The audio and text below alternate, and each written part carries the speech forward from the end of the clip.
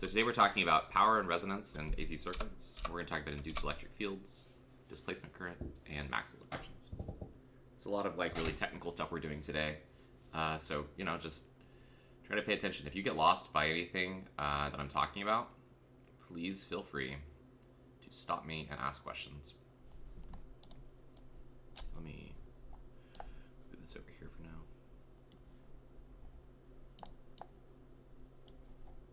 Okay, so last week we were talking about the following type of circuit. We said you have an AC power source that's represented by this, so this is like an AC source of EMF.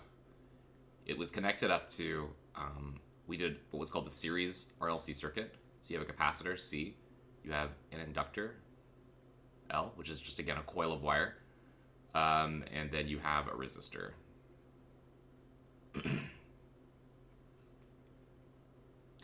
And what we're interested in talking about today is the power and how you calculate it for a circuit like this. Now, when we were discussing this type of circuit last time, we said that we could define the instantaneous voltage as a function of time and the instantaneous current as a function of time to be given by, an expression that looks basically like we defined the current as being some I max, and there's a cosine function. It could be a sine function too, it doesn't really matter. And then we said that there's going to be, in a circuit like this, you have what's called a phase relationship. And the phase relationship is something that we can calculate, but in terms of how it shows up in one of these equations, the voltage in the circuit is given by some Vmax multiplied by also cosine of omega t. But then this one's plus some phase angle that indicates whether the circuit's in phase or out of phase, etc. To remind you what that angle is, it's something that we can calculate related to the circuit itself, and it's the arctangent of what's called x sub L minus x sub C divided by the resistance in your circuit. And to remind you about what those are, x sub L is called inductive reactance, and it's equal to omega times L. And x sub C is called capacitive reactance, and this is given by 1 over omega times C.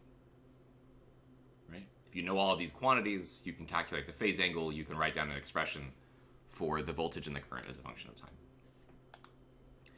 Now, what we can do now is say, we know that the power in the circuit, right, is given by just the current flowing through the circuit at a moment in time multiplied by the voltage at a moment in time. Maybe that's something you remember. You take the rate at which the current is flowing, you multiply it by the energy per charge, and that gives you the rate of power, right? Because that's what voltage is, right? It's the amount of energy you have per unit charge. Current is, charge per second. So you can say basically this is like, the rate at which the current's flowing. This is the rate at which each charge does energy. You multiply them together, you get the rate at which energy is being consumed or used in your circuit, or coming out of your circuit. So in this particular case, if we look at the way this works, maybe we should think for a second about what's actually happening in terms of power in the circuit. In an AC circuit, you have current that flows both ways, right? The current basically goes back and forth like this. Sometimes it flows to the right, sometimes it flows to the left. If you look just at the resistor, and you think about what the resistor does, the resistor is going to basically radiate energy, or it's the wrong way of putting it. It's going to be converting that motion of the electrons into thermal energy, right? It's going to heat up. The resistor could be a light bulb, for example. It gets brighter as the current flows through it. Whether the current flows left or right, did you guys agree that the resistor doesn't really care? Does that statement make sense? Like it doesn't matter which way it flows for the resistor. The resistor is just taking that energy from the electrons moving and converting it into thermal energy. So this thing is constantly going to do something, right? But the other two are a little bit different, right? So for the capacitor, for example, when the capacitor is charging,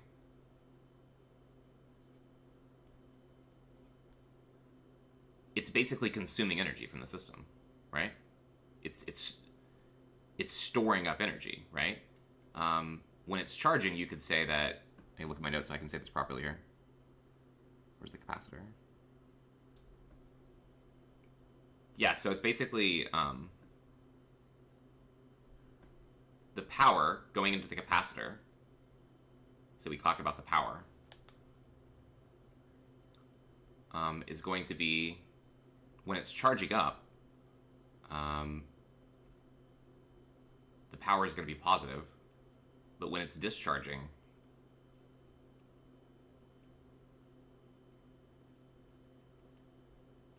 the power is going to be negative.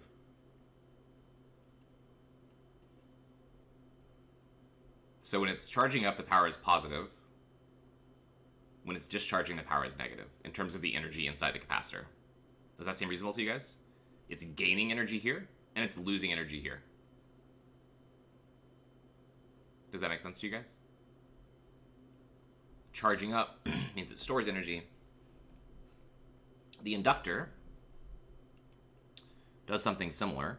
It has the effect of, quote, charging up, but it's not so much that it charges up, more that it develops a magnetic field, right? And so with the inductor, you can say that the power is positive when the source is delivering energy to the B field, and the power is going to be negative when it's collapsing. So when the magnetic field is growing, the power is going to be positive, because it's basically storing up energy in the magnetic field. When the magnetic field is decaying, the power is going to be negative. And then what happens is that for both of these, over one cycle, you're looking at a voltage source, right? Your voltage source is doing something like this, right? So over one cycle, it's charging up, and then it's discharging, and it's charging up, and it's discharging. So over one cycle, the total power for these guys is 0.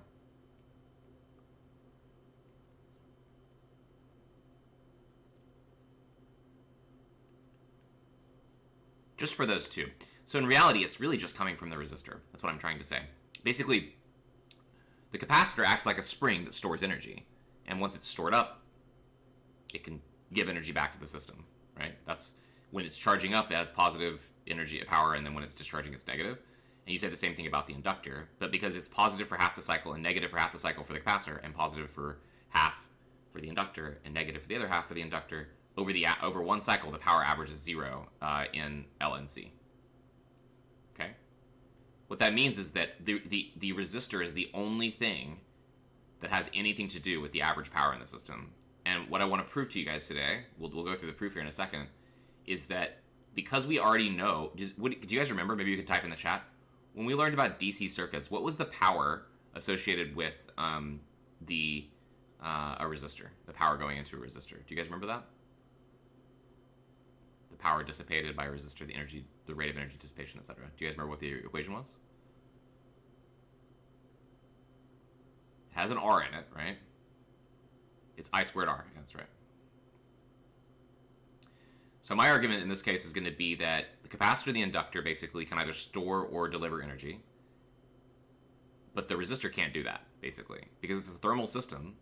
Now, I don't know how many of you guys took 1B, but in thermodynamics, like, when you start talking about heat and the flow of, temperature and how these things happen, you often can't really recover all the energy that goes into the system, right?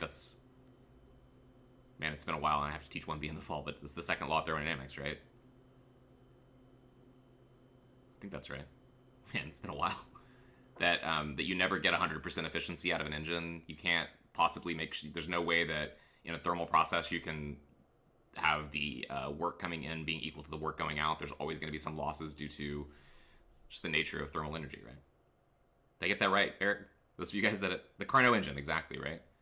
It's impossible. One of those statements, there's like several different statements of the second law of thermodynamics, but one of them is that an engine working in a full cycle can never be 100% efficient, basically, right? So anyway, the other point is basically, and this is where I'm distracting myself, but the power that goes into the resistor always goes out to the environment, right? Because imagine that your resistor here is just a light bulb, right? Anytime you see a resistor, you should just think, okay, that's basically a light bulb, right? And when the power flows through it, the light bulb glows, right? Whether it flows left or right doesn't matter, it just glows, right? But that light energy, right? Light has energy, right? It's going out of the system, right? It doesn't go back into the system. You see the difference between the capacitor and the inductor? The capacitor and the inductor, they keep the energy internal to the system, right? Does that make sense? At least in the sense that this is a pure capacitor and that this is a pure inductor. The reality is, and it's unfortunate we can't do labs, there's no such thing as a pure inductor. Any inductor, because it's made of coils of wire, naturally has resistance, right? A pure inductor would be what we call a superconductor. Anyway, doesn't really matter. So my goal is to prove that with these two equations right here, and then this statement of power equal to I times V, that we can eventually prove that the power in the circuit is going to be I squared R. But the thing is, with AC circuits, I should say, the current that we care about is not the max current, right? It's the RMS current, right? RMS. God, that looks awful. RMS. There we go. So this is what we want to prove. Okay? It's pretty easy to prove. So we take our two equations here, right? So we have I max, V max, and then we have these two cosine functions, right? So we've got cosine of omega t multiplied by cosine of omega t plus phi. Right? So the power, what we're going to do now is we're going to take our cosine of omega t plus phi, and we are going to replace it with a double angle, not double angle, like those formulas where it's like cosine A plus B. And do I really want to write I max and V max every single time? I guess so. I don't know. We'll leave the cosine omega t that's in front the same. And we're just going to expand out this other one using, what's it called? A trig identity. And the identity that we're going to use is that this is going to be equal to, it's going to be cos omega t times the, is it sine phi? Oh, it's cos sine for this one. Okay, so it's cos omega t cos phi plus sine, right? So sine, it's plus, so there's no way to mess it up. So sine omega t and then sine phi. I hope you guys are all familiar with what we're using here to calculate this. I could probably delete this little picture here.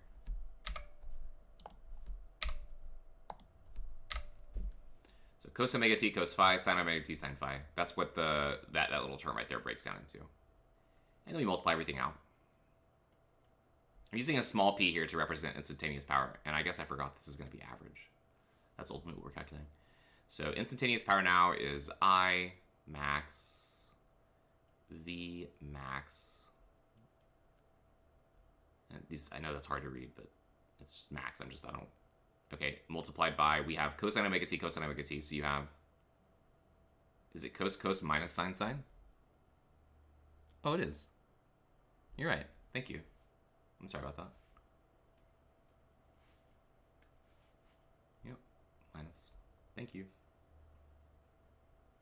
Okay, so I max, V max, and then we have cos omega t, cos. So we have a cosine squared omega t, cosine phi.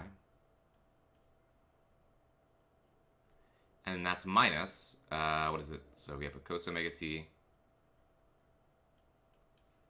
a sine omega t, and then a sine phi.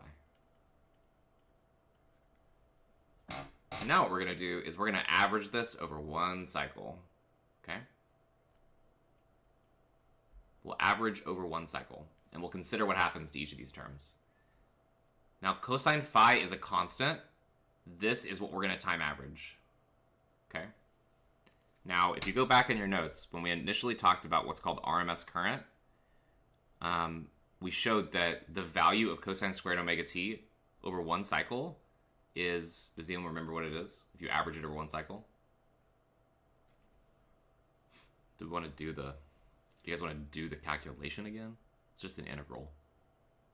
Maybe we kind of come down here for a second and show how this works. So you're doing something like this. You're saying, how do I get the average value of cosine squared omega t over one cycle, okay? And I would say that you have to integrate over one cycle, so from 0 up to the period, let's say t. And then I think you have to divide by the period. And this should give you the average value of this thing. This is going to give you the average value of cosine squared omega t. So we'll just say it's like that average. Okay. I think we did this in a slightly different way last time, but I think this way works too. Let's check. So 1 over t, integral 0 to t of cosine squared. This is where you have to use a formula. The formula is what cosine squared is, the double angle formula. And I think that's like, what is it? It's like 1/2 times 1 plus cos 2 theta or something like that. Or, sorry, cos 2 omega t. I could probably go back on our notes and see. Does that look right to you guys? When you guys go look up cos double, okay, that's right. Okay, so then we're good there. And now we just do the integral. And the integral is going to be, so 1 over t, t is the period. Integral 0 to t, so it's going to be, the 1/2 here is going to become, here, let's just, so 1/2 of 1 is going to become t over 2. You know, what's, something missing from our integral here, I just noticed. The variable that we're actually doing the integral with respect to is missing. My bad.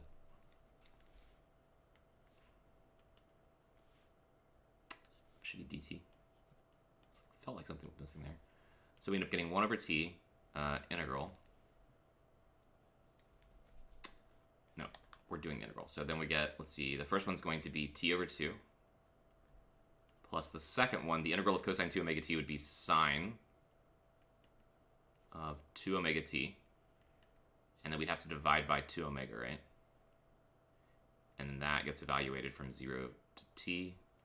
So we end up getting 1 over t times t over 2 plus, so this is going to be the sine of 2 omega t, whoops, big T,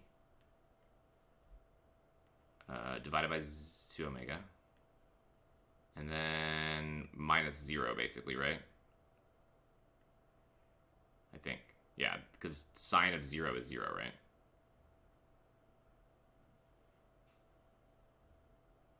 Oh, yeah. Let's, can I put the 2 out here? Yeah, let's fix this. Let's just fix everything here. My bad. Yep, that 1/2 I should have just pulled out to the beginning. So this wouldn't be here. This would just be this. Is that better? I think that looks okay, right?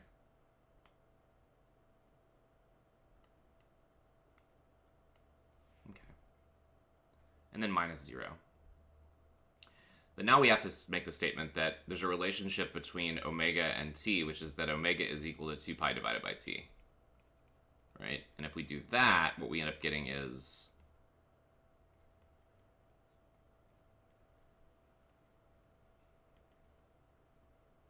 okay, so you can actually see that omega times t is just equal to 2 pi, right? So we plug that in here. We end up getting the sine of, I think, 4 pi. Which is 0, I think, right? So our answer is just 1/2. And we can come up here and put that in our equation now. Does that make sense to you guys?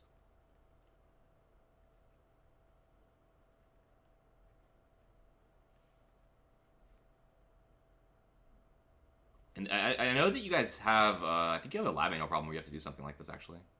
For finding, like, RMS power or something.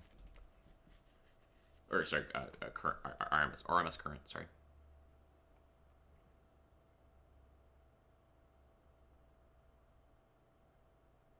You missed the part about sine going to 0. So in this equation here, I'll underline what I did. Omega times t is equal to 2 pi. So t is the period, which is the time for one cycle. There's 2 pi radians in one cycle, so 2 pi radians divided by t gives you omega. Multiply the t over here, you see omega t is equal to 2 pi. You plug in 2 pi here, you get the sine of 2 times 2 pi, so you get the sine of 4 pi. And the sine of 4 pi should be 0.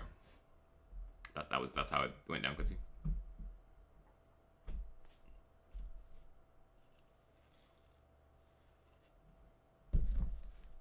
Asking questions, I'll wait a second. Nope. All right. So, if you get 1/2. We did the same thing when we started talking about RMS current. But, yeah. So let's finish this derivation now that we have that answer. We'll leave that stuff down there so that you guys can look at it later if you need to. So the first term becomes a half, basically. So that's that. And you still have a cosine phi hanging around. Now, this term here, you can do the exact same thing that we just did.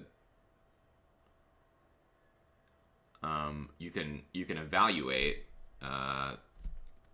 this piece, cosine omega t times sine omega t, and you can evaluate it over one cycle, right? For this one, I'm going to do something different to show you how this actually ends up working out. So I'm going to go to Wolfram Alpha. We're just going to plot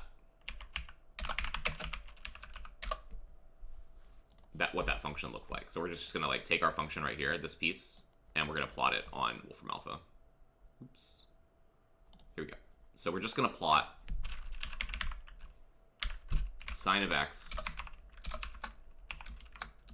times cosine of x. And we're going to do it from, I don't know, we'll go from 0 to 4 pi. I think that'll work. So we end up getting, there we go. That's it, right? Probably not too surprising to you, the curve that we get out of this. There we go. The curve that we get out of this is it's a sine wave, right? I mean, it's exactly what a sine wave looks like, you know? So what we can say about this is that, like, if we want to average over one cycle, right? If we want to average over this one cycle here where it's positive and then it's negative, we're going to be doing an integral, but the integral is going to be 0, right? Would you guys agree with that? Because we're going to be going from 0 up to one period.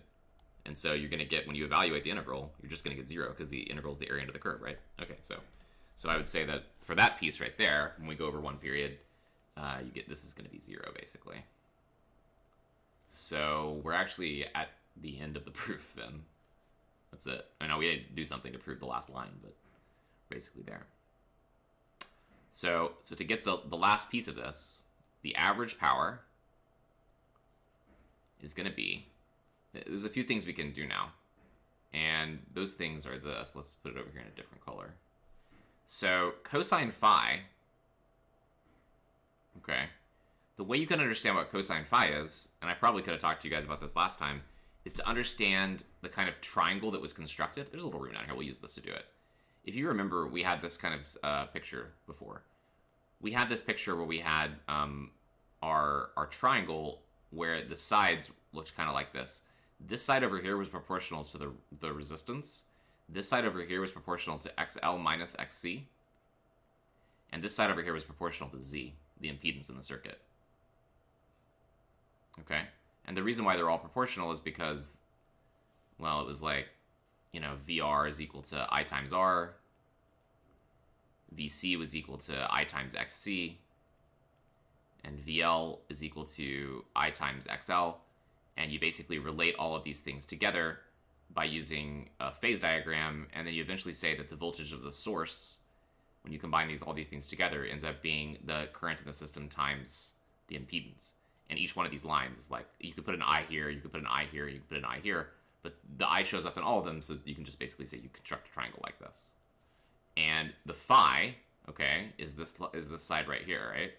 So you can see from this picture then that cosine phi would be equal to R divided by Z. Okay. In addition, we have some other things that we can use, which is that we defined VRMS to be equal to the max voltage in the system divided by square root 2, and we defined IRMS to be equal to the maximum current in the system divided by square root 2, right? So that means that these two terms basically become this. They become IRMS times VRMS times the cosine of phi. And we're going to put that in a second, but this is effectively our final answer. So average power, and then I want this to be in black too, is given by that expression right there. Okay, I'm gonna copy paste that or something so we can say more about it down here. That's our average power. Let's use these expressions here and bring them down here. Okay, so that's our definition of average power right there. But there's another way to write it that's even simpler. We'll talk about this version of it in a second. Okay, so the other way to do it would be to say, well, I know what cosine phi is. It's just equal to the resistance divided by the impedance. So then I can say, well, wait a minute, VRMS times over Z, that's something, right? If I take the RMS voltage in my circuit and I say that that's equal to the RMS current in my circuit times the impedance, this is what we derived last time, then VRMS divided by Z is just I, right? So we end up getting this. We get right back to what I said we were going to get to, which is that the average power is just I squared R, basically, as long as you use the RMS current. That's kind of neat, right? It's just like this is a very complicated system that has all these parts to it. But the capacitor and the inductor basically store the energy within the system and just kind of convert it. And the resistor is the only thing that actually does anything power-wise. So, you know, over a cycle at least. So your answer is just I squared R. It's nice and simple, actually. It's one of the things that's really beautiful about AC circuits is as complex as they are, if you try to think about the details of what's going on, like the equations we use, like these equations are really simple. You just need to understand what all the terms mean, right? So you don't get confused. Okay, do you guys have any questions?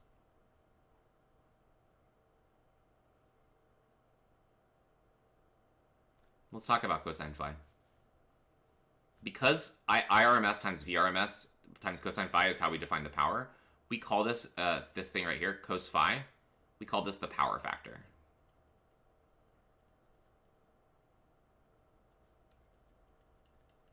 And we can kind of say some things about it. So cos phi is equal to R over Z, which is to say that it's equal to R divided by, this is what impedance is,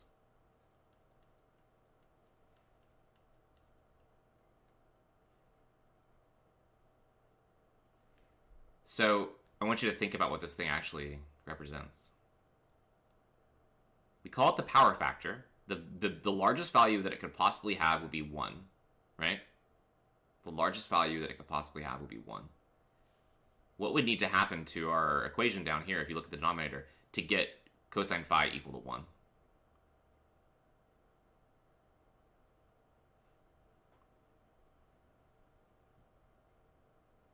Does that question make sense?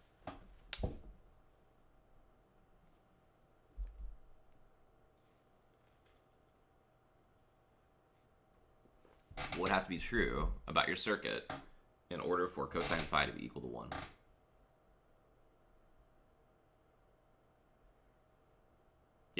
Yep, exactly. XL minus XC would have to be 0. That's the right answer. So if XL minus XC is equal to 0, which is to say if XL is equal to XC, then you're going to get cosine phi equal to 1. This will give you a power factor of 1.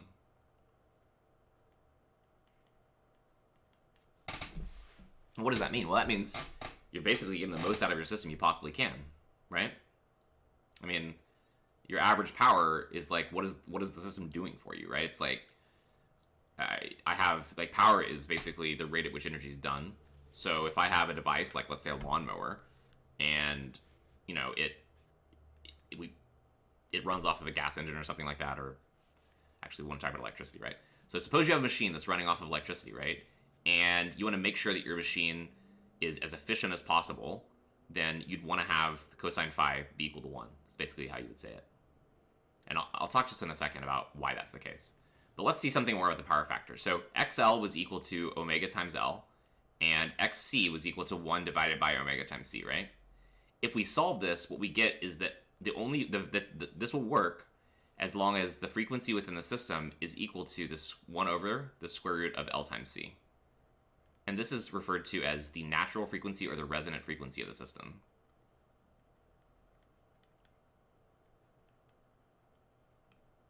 So when you tune the system to have a resonant frequency such that it's equal to 1 over the square root of LC, you guarantee that you get a power factor equal to 1. You have the most efficient system that you can have in that sense.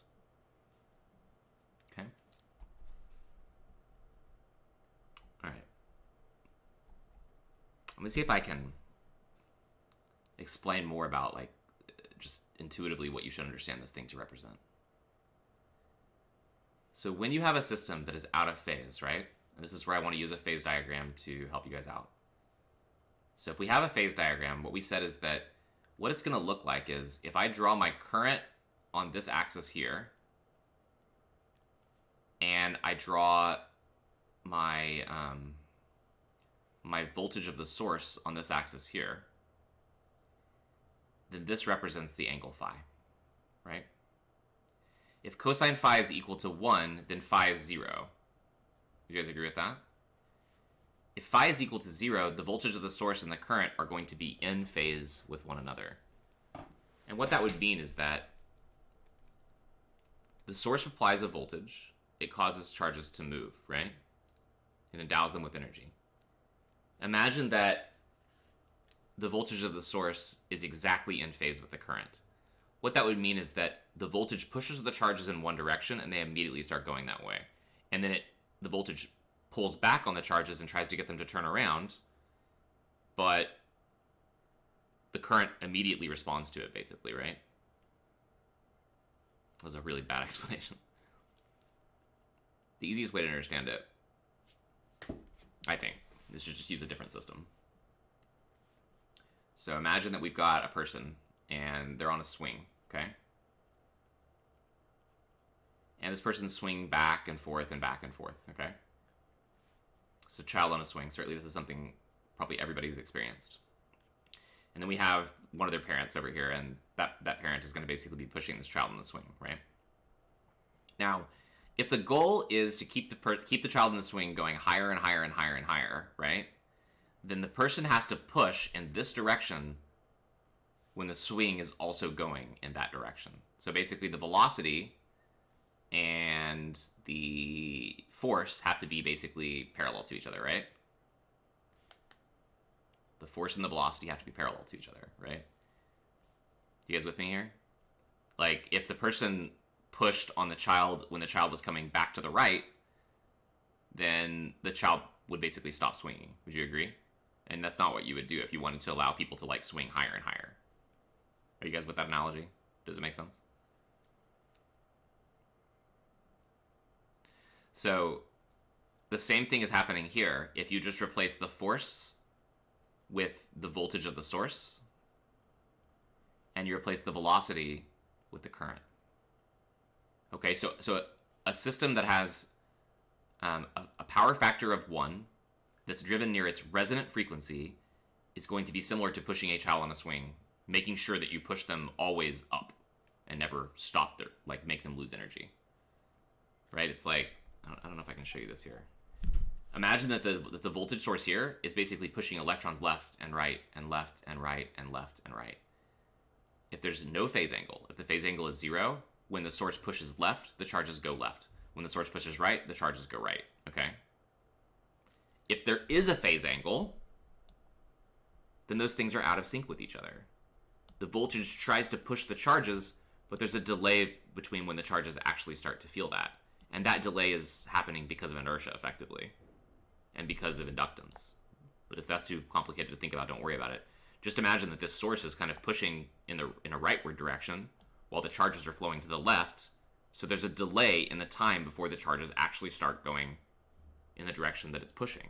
Does that make sense? Consider the following scenario. This is another scenario that's really similar to this. I have a box, and it's moving in this direction, okay, with some velocity. Okay? And let's say it's subject to a friction force. And let's say that's the only force we really worry about. There's friction going back this way, right? No, I don't want to use friction because that's not going to work. Friction's a loss. Okay, I don't want to use that. No. We have, instead of friction, we have somebody pulling on this. Here. So, I have a person on the other side that's pulling with a force in this direction here. Okay? So this person is tugging on my box. The box is sliding off to the left, but this person applies a force to the right, right? What happens to the velocity of this box in the next moment? Let's say the velocity is equal to, let's give it a velocity that's simple, so 10 meters per second. Let's say this object has a mass that's equal to 2 kilograms. And let's say the force is equal to like 5 newtons. 1 second later, what's going on with the velocity of the box? You can find acceleration, right? By doing the force divided by the mass. So the acceleration would be like 2.5 meters per second squared. So after 1 second, what's the velocity of the box going to be? Technically, maybe you call this direction negative, and you call this direction positive, so the velocity becomes negative 10 meters per second. What's the velocity 1 second later?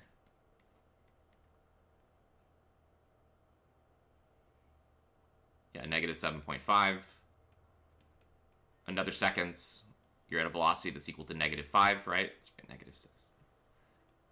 Not meters per second squared, my bad, just meters per second. Oops.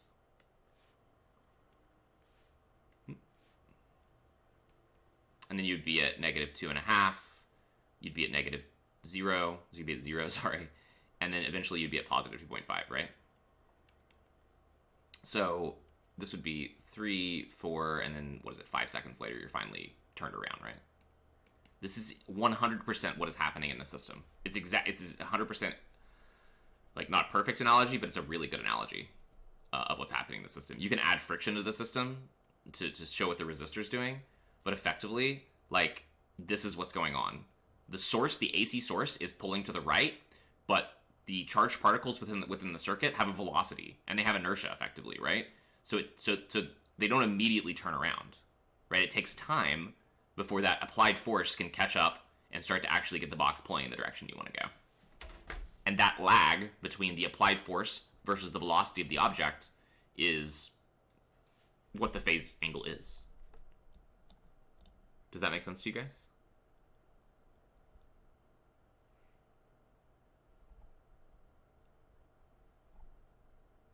Does it make any sense at all? I don't know.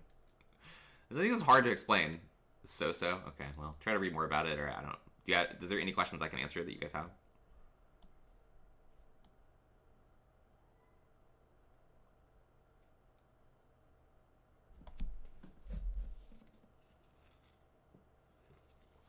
Personally, and maybe I'm wrong, I think you guys probably have no idea what I mean when I say that you have an AC voltage source.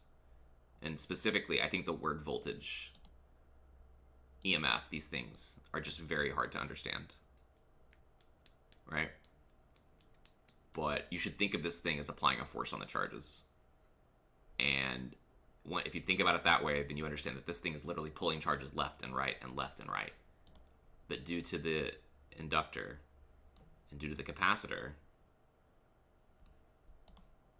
the charges don't immediately respond to being pushed left or right, because the capacitor can store charges that can act as effectively an opposite EMF that's working against you effectively. And the inductor can store a magnetic field that can prevent your attempts to instantaneously change the current, right? And those things, and what they're doing, is the reason for this phase angle. Without those items, the voltage and the current would always be in phase with each other, right? Like if XL is 0, I asked you guys, what do you need to make the power factor 0 in this equation? And you said correctly that you need to do this. But there's another option, right?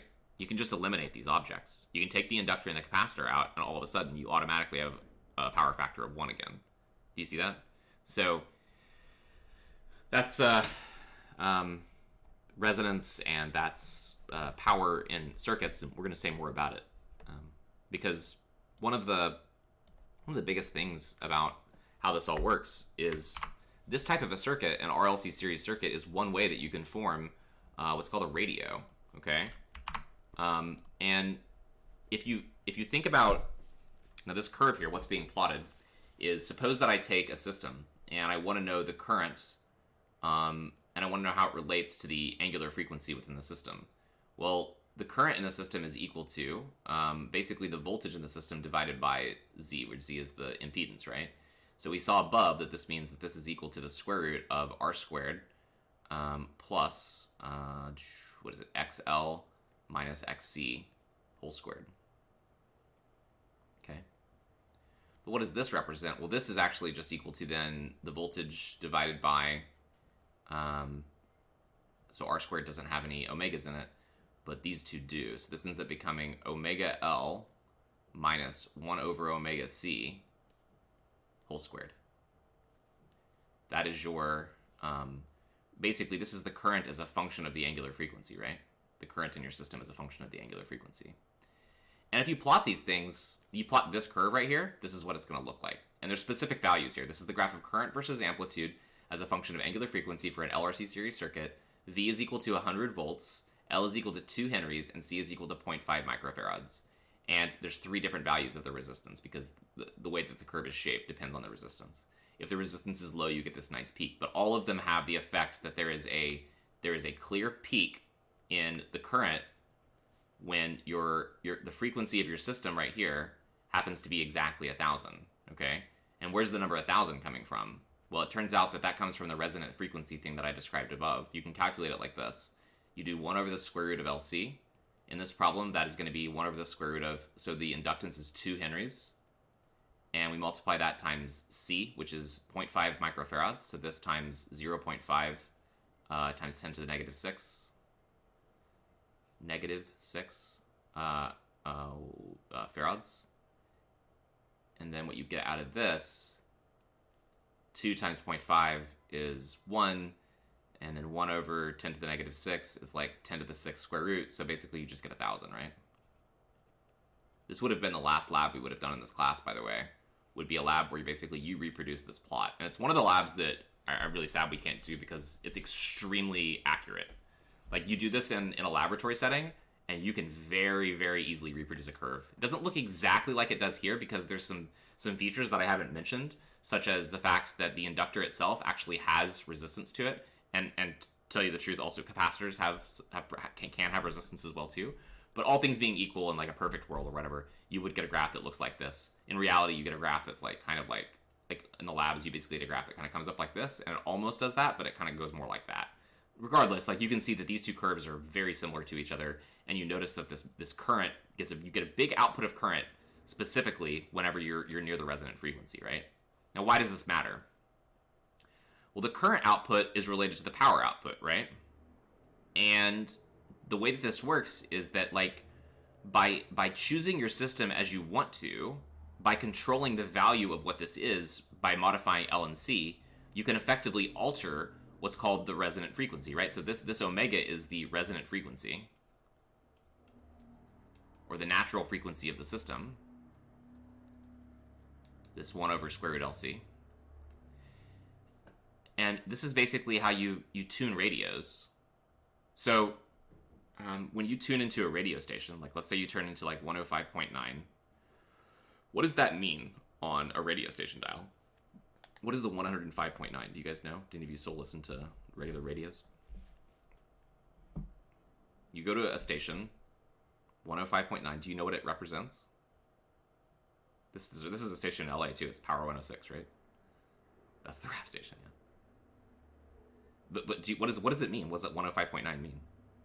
It's the frequency, yeah. So we need some units, right? So frequency in this case is going to be measured in hertz, okay? And this is actually it's a frequency f, not omega, okay? You have to multiply by 2 phi. Is it hertz? It's not hertz, right? It's something else, right? What about your cell phones when you connect to like a Wi-Fi network or something like that? Is it in just hertz, megahertz, gigahertz? This one happens to be megahertz. That's right. So this is 105.9 million hertz. That's a frequency. And when you tune into a station, what you're doing is you're modifying L and C so that you get omega equal to this value, basically, right? Or really, it's omega divided by 2 pi. If you wanted to set up a radio and tune it so that you could tune into Power 106, what you do is like omega divided by 2 pi has to be equal to 105.9. This is just f, basically. And it's not hard to do, right? There's 2 different ways you can do it. You can either change the inductor or you can change the capacitor, right? And if you have a variable inductor or a variable capacitor, I think I actually showed you guys variable capacitors at one point in time in this class. This knob that basically had all these fins that would like intersect with each other. But if you have a variable capacitor, then that's what a radio is, basically, right? You're tuning in specifically to a station. Does that make sense? Now, how the circuit actually allows the charges to move back and forth is another story, and we'll talk about that later. We need to know about waves, electromagnetic waves, to understand that, I guess. But does this make some kind of sense to you guys?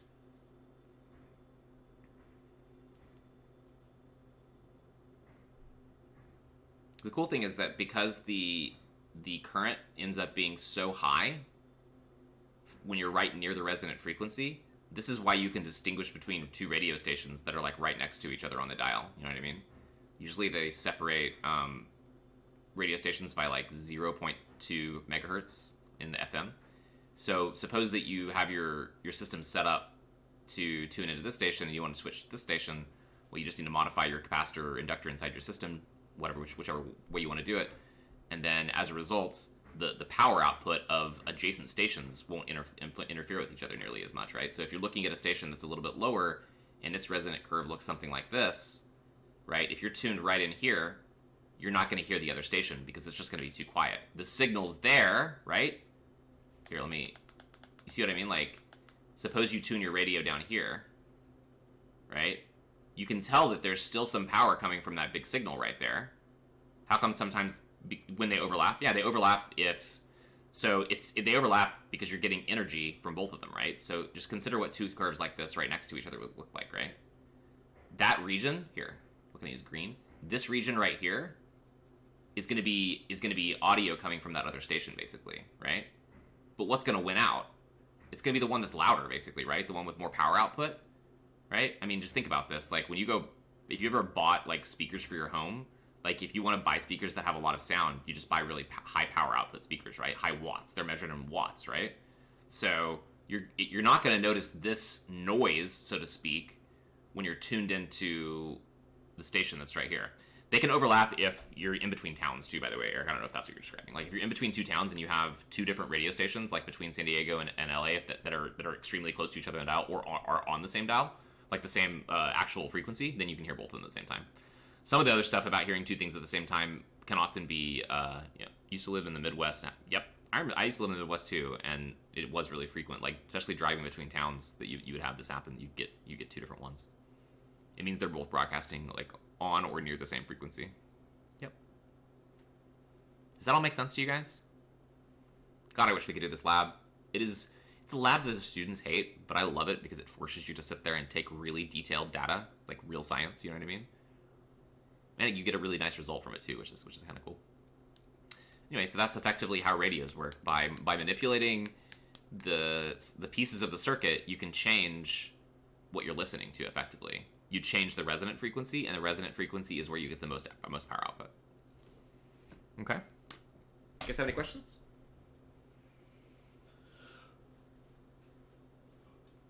Man, I'm really tired today.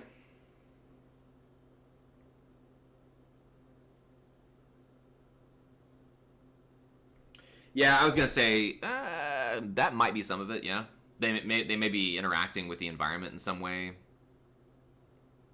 They stretch as they travel. What do you know about that? They stretch as they travel. Is that true?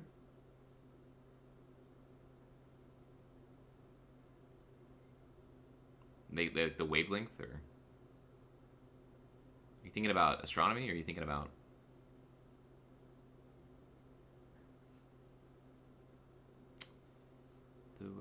Yeah, okay, let me pause the video. He says thinking about 1D and the stretching. I'll pause the video and we can talk about that, but... no, I don't have to pause the video. I can just... So what you're talking about is the fact that if you have a source that's emitting waves and it's moving in one direction, if it's moving away from you, the wavelengths are going to seem shorter, and if it's... Wait, did I get that backwards? Yeah, when it's coming towards you, the wavelengths are going to seem shorter, and when it's going away from you, the wavelengths are going to seem longer, right? That is the Doppler effect, and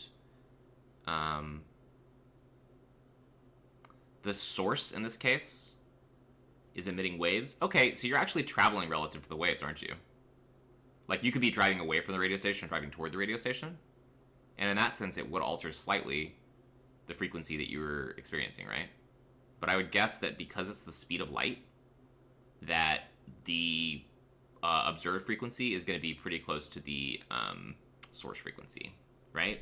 So let me just pause real quick the video, and we'll come back. We'll do like a 10-minute break. We'll start again at 3:03.